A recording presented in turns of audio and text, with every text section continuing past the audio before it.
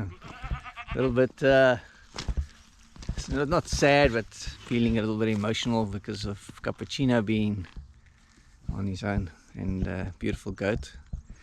But anyway, yeah, let's continue. Deonia wild seed farming. So things to consider is when you get your piece of land, and if you haven't built on it, is to really think out your planning before you start planting and doing anything. Think logically, and what I would say is that if you are anywhere near wildlife, especially baboons, bush pigs, porcupines, mongoose, genets, otters, the like. Anything that can eat your animals, hurt your animals, or anything that can take your crop, destroy your crop, you need to protect them. You need to protect your crops. So your planning has to really be built about the security of your food, your water, and your animals. So a lot of people don't really plan for that, and then you end up having to try and build fences later, and it's inconvenient. So if you're in baboon country,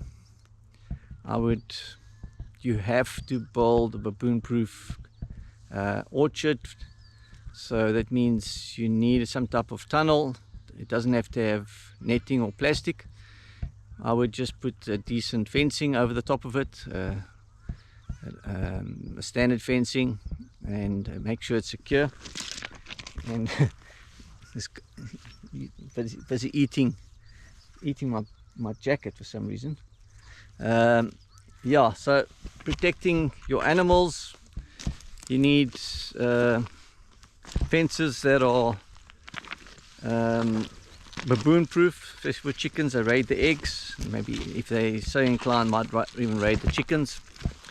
Mongoose is a little bugger during the day, come and steal your eggs and kill your young chickens.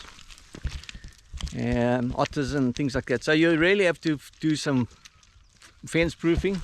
You have to or defense against these animals, otherwise you're going to suffer losses, and it gets very sad. You know, one of the biggest losses I had was a genet that got into our coop, and we were quite well fenced in, found a hole and killed 19 hens.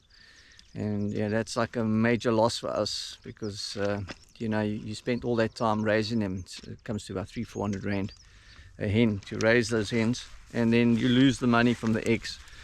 So you got to take precautions, and you got to plan. It's quite a big expense, but you know, when baboons break your apple trees full of apples, destroy your apples, bite, you know, eat half your apples, and and destroy everything in you know, break branches, and that is worse. So yeah, you've got to build your defenses very well, thoughtfully, and then yeah, make sure, think of all the different animals that could get in, even cats. Feral cats are a killer as well. Even domesticated cats can be harmful.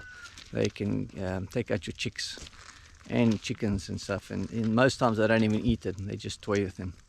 So yeah, something to think about. Preparation and protecting your food source is paramount.